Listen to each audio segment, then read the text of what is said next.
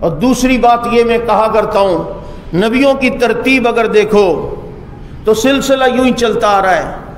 آدم علیہ السلام کو دیکھو نرم مزاج نبی، حضرت نوح علیہ السلام کو دیکھو سخت مزاج نبی، یعنی ایک نرم مزاج نبی، اس کے بعد سخت مزاج نبی۔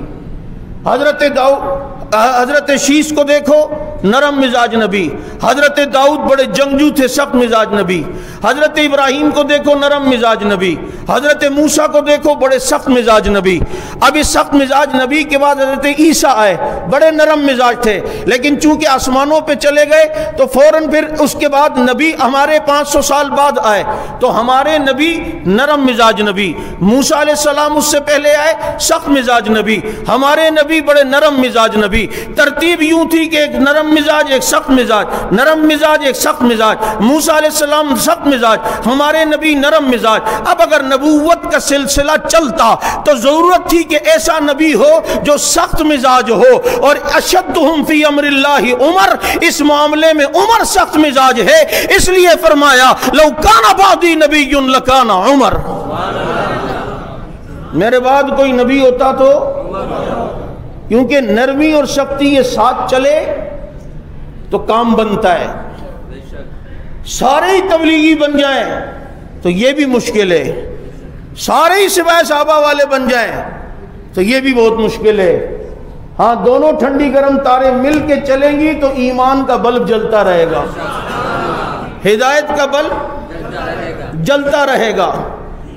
اس لیے گرم مزاج، گرم تار والوں کا اجتماع 22 جمادی الثانی کو ہے، اور ٹھنڈی تار والوں کا اجتماع 9 فروری کو ہے۔ نہیں سمجھ آئی؟ بھائی نرم گرم رہے گا، نبی کی سنت بھی ہے نا، کھجور کے ساتھ میں کوئی تربوز خربوزہ بھی کھاتے تھے تاکہ یہ خربوزہ اس کی سختی اور اس کی جو ہے وہ گرمی کو کھجور کی ختم کر دے۔ یہی تو بات سمجھتے ہوئے حضرت ابو بکر چونکہ نرم مزاج تھے تو اپنا کمانڈر ان چیف بنایا حضرت خالد بن ولید کو، جو بڑے سخت مزاج تھے، تاکہ ان کی سختی ان کی نرمی اعتدال رہے۔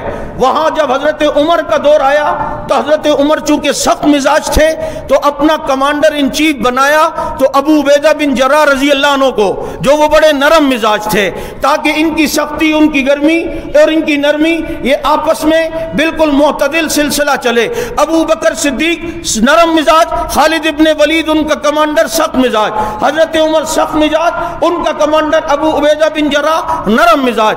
جب ایک ہی وقت میں ایک گرم ایک نرم چلتا ہے تو یہ سلسلہ کامیابی کی طرف چلتا ہے۔ وہاں صحابہ کا بھی یہی مزاج تھا، یہاں سپاہ صحابہ میں بھی لدیانوی نرم مزاج، فاروقی گرم مزاج، یہاں بھی سپاہ صحابہ کی گاڑی بھی الحمدللہ چل رہی ہے۔